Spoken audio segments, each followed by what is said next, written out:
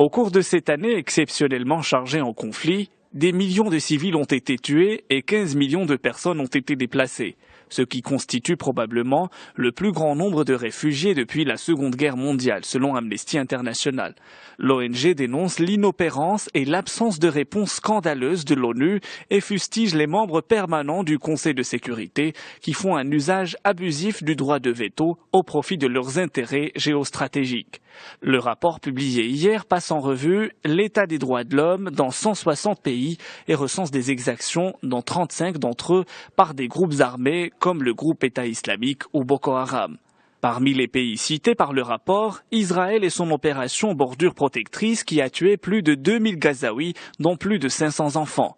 En Ukraine, le rapport souligne que les nouvelles autorités de Kiev n'ont pas jugé les responsables des morts à Maïdan, alors qu'ils s'y sont engagés. La violence de rue a dégénéré en un conflit civil avec l'implication de la Russie, note Amnesty. L'an dernier, plus de 4000 Ukrainiens sont morts dans l'est du pays. Beaucoup de civils ont été tués par l'usage indiscriminé par les deux camps de tirs de mortier dans des zones résidentielles. Amnesty International juge par ailleurs scandaleuse l'action collective de l'Union européenne envers les réfugiés.